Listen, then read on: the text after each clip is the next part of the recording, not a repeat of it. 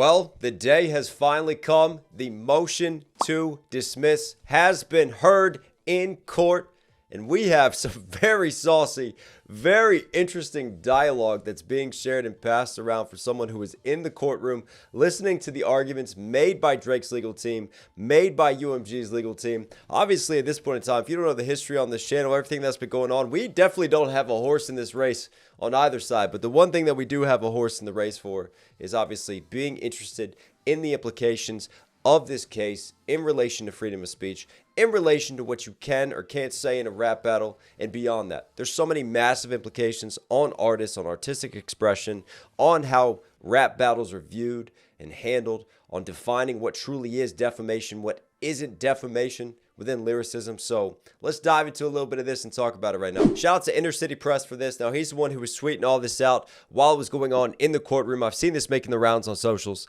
Judge Vargas, you seem to say a diss track can never be defamatory, but NY law says the form is not dispositive, meaning that dispositive will just settle it, dispel legally what's going on, settle all disputes, settle all controversy, right? Very definitive. UMG, look at the shock jock cases. Not the same thing, says the judge. Perhaps the court needs more info and cannot dismiss. Very interesting right there. Because this is what lawyers do. They find previous cases that establish precedent, right? Past rulings that they think are similar to their case, that are similar to their arguments that have already been weighed in on legally, that they can use to support their argument and bolster them. So in this case, UMG was trying to establish precedent. And the judge very quickly went, no, there's no precedent here because perhaps we need to look at this one differently. I'm not relating it to that case. Very interesting. UMG lawyer, Drake opened the door in the third person. See that when... Wow, spell check is a thing, but apparently not here. So that when Kendrick Lamar says, heard you like him, there is no surprise. Hang on, let me translate. In the third person, so that when Kendrick Lamar says, heard you like him young, there is no surprise. Vargas, Mr. Lamar suggests there are other secrets he has yet to reveal. It's ambiguous. UMG lawyer, these are questions of law. The court can dismiss. Judge, what are certified PDF file? Well, there's no going around the houses anymore. We're being very direct with it. UMG lawyer, it's a play on Certified Lover Boy, aka Drake's album, Certified Lover Boy. So that's the case right there that UMG is making, right? This is all ambiguous. This isn't as direct as Drake's team is trying to paint it out, that they're trying to make it be, right? You have to understand the context of this. This is all within the context of a rap battle. This is all within the context of a art form that uses wordplay, that uses tongue-in-cheek, that uses satire, that uses hyperbole and exaggeration, right? There's always layers to it. So for them, we're pointing out the Certified Lover Boy from Drake. Not he's like officially certified, this is what he is. Now, UMG is saying you have to look at the context in relation to how Kendrick set up the lyricism of the diss. Interesting. Judge, but would the ordinary listener know the name of Drake's album, Certified Lover Boy? There it is. UMG lawyer, the context is all the rumors about Drake and young females. And that's a really telling response, I think, too, from the judge. Would the ordinary listener? Because that's what this case will come down to, right? In terms of interpretation, in terms of Judge Vargas's decision to move forward or not, because she's going to look at the scope of this, not just from how the fans have perceived it, how the ordinary listener hears Not Like Us. Because Not Like Us has had just a massive impact culturally. It's done ridiculous numbers. It's been heard on such a massive scale that it's really broken outside of the norms of hip-hop into fans of other genres, into the casual, ordinary listener. And that's the most important thing with this defamation case. It will be looked at as, how has the ordinary listener interpreted this? Does the ordinary listener listen to Not Like Us and understand the context of it being within a battle? Understand the context that, yeah, there's going to be some hyperbole. There's going to be insults. There's going to be tearing down. Or does the ordinary listener listen to Not Like Us and take it 100% seriously? Take it as factual evidence? Because if that's the case, then obviously it's going to be ruled in Drake's favor. So that will be one of the central themes and thesis revolving around this if this case proceeds. And to me, from what I've seen in the chatter, but we'll keep reading into this, it looks like It looks like it will probably keep going. Let's see. UMG lawyer, we seek dismissal for Drake having used the information and belief form of pleading, just like we highlighted. Judge, Mr. Gottlieb for Drake. Gottlieb, on a Rule 12 motion, the question is whether a listener could have thought facts were being conveyed. And that's it. That's it in a nutshell. Is this something the listener thinks is truthful as factual evidence? Not subjective interpretation and viewing it from an art form, viewing it from like it's an evidential delivery of a valid piece of information. Drake's lawyer, Gottlieb, they want your honor to weigh 17 articles, but the time to weigh evidence is not at this stage. Basically, we need to move forward with this so you can make a true, well-informed decision. Judge, I can take judicial notice. The lyrics are what they are. The clapbacks from this judge at both sides right now. I do not want to be in a rap battle with Judge Vargas. Gottlieb, UMG made this song more culturally ubiquitous than any other. 9 billion streams. Played at a bar mitzvah. Judge Vargas, an interesting bar mitzvah that would play this song. Judge Vargas seems pretty switched on to the context and everything that's going on. We have we've got a well-informed judge who is very quick off the top too. Judge, then there's the use of the AI voice of Tupac. Drake's lawyer Gottlieb, I'm not convinced of the relevance. Judge, shouldn't I view the entire rap battle? Gottlieb, this was unique.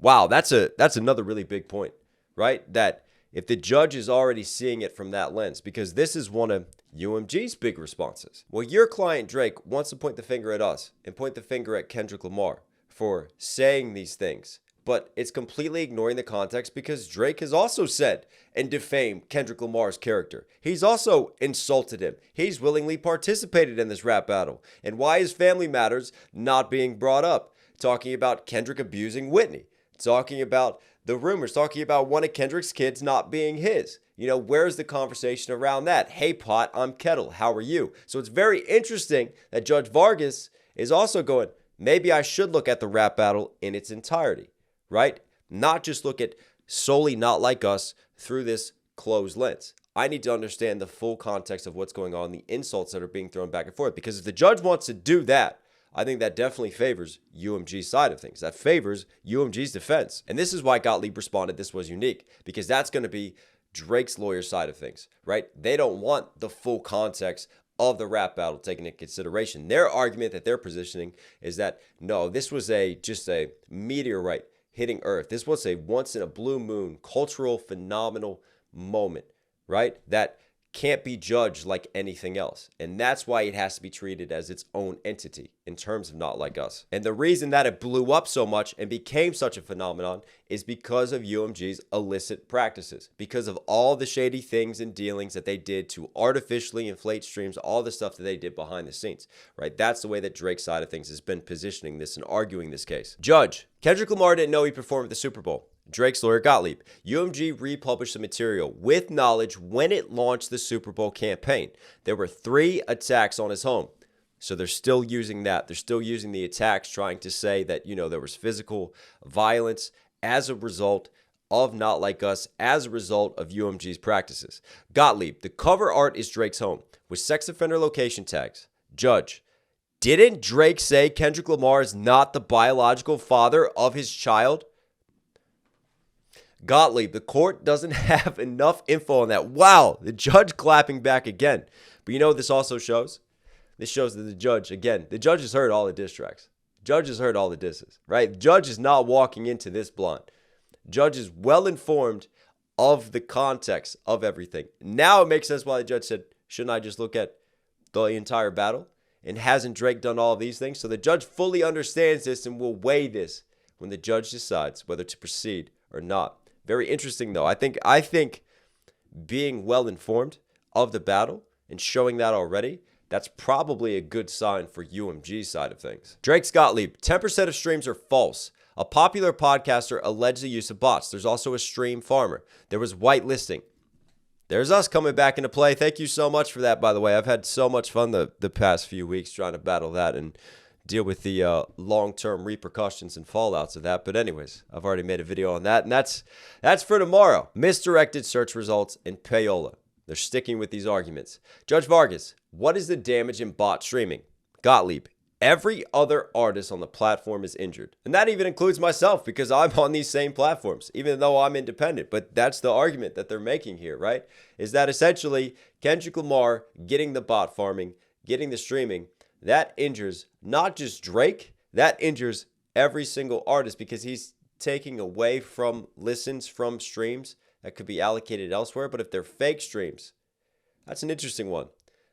That is an interesting one. Every other one gets injured. I would like to see how they detail further and lay out that argument in court, right? How they want to position that. Because there's a number of angles that they could take if they want to like take that. This is taking away in a sense, whether it's, watering down the platform, whether it's ruining how the algorithm treats numbers and streaming numbers and where it allocates, and thus it's taking away from resources that could have gone to Drake, that could have gone to other artists. I mean, we talked about the illogical jumps, I think, from going, well, just because they stream Kendrick means that they didn't stream Drake. But it looks like they've kind of amended that a little bit because now they're not saying Drake, he got taken away from. They're saying it hurt all other artists, everyone. They cast a wider umbrella this time around. So they've adjusted that. And they're going to keep adjusting, right? They're going to keep learning. They're going to keep throwing things out there, seeing what works, seeing what will kind of stick. Because, look, I think at the end of the day, on both sides of it, these are high-level lawyers.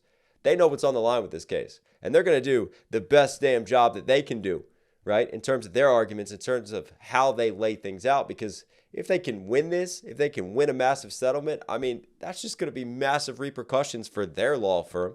That's going to be huge for them and just adding to their resume, adding to their credibility. So, besides UMG having a vested interest, besides Drake having a vested interest, these law firms are all in on this case. Now, this is a really interesting one. UMG's lawyer, in the record are articles mentioning his going to girls' basketball relationship at 31 with a 13-year-old MBB and lyrics. Is there any other response to that? No, what? You can't just have that mentioned and not have the judge's response and not have the rebuttals to that. That's opening up a whole just brand new can of worms and shit to go down. Wow. But anyways, yeah, that's pretty much the sum of what I've got so far, of what I can find that's available regarding the arguments for this case. I think, like we've talked about and highlighted throughout this, there's been some very interesting points made on all sides. Interesting points from Judge Vargas, interesting points from Drake's legal team, interesting points from UMG's legal team. As we see what happens, I mean, it's going to take some time now for Judge Vargas to review this, to come up with a decision. But I think at the end of the day, given the high-profile nature of this case, giving the celebrity attention to this case, like this is, again, we talk about career-defining moments for these lawyers. This is one of those career-defining moments for a judge as well. And I think the temptation will be to want to take this on board, to want to weigh in on such a high-profile case, because this is where a judge can have a direct impact on just how it moves forward, how things move forward in terms of battles, how we view rap battles, how we view artistic expression, how we view lyricism, defamation cases, the record labels and their practices and what they do to uplift their artists, to enhance their artists, to push them. I mean, again, yeah, it has such massive implications that a judge could sit back and go, this is my moment. This is my time to make an impact. And I do think that this will probably go forward. And I'm not going to lie, at first I thought there's no way this case proceeds. This case is going to get dismissed looking at the arguments. But when you start to step back from it, when you start to just appreciate the wide angle and view it from that lens, you can see the points for why this would proceed and why the judge would want to have all the evidence be brought forward, have this case seen through. Now, that being said, right, say this case proceeds.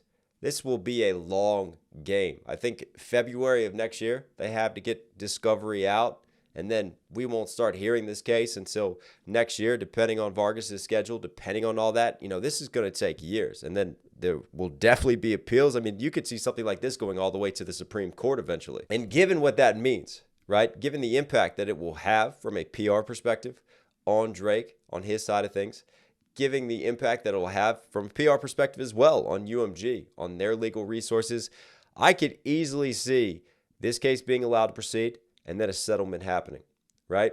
Settle, settle, settle. That's what often happens in these high-profile situations when there's so much on the line, when there's just so many massive implications from it, because UMG doesn't want to be brought down. Drake doesn't want to be brought down either. I mean, there's so much on the line that I really think we're inevitably heading towards a path of settlement. But who knows? These are the complexities of human beings.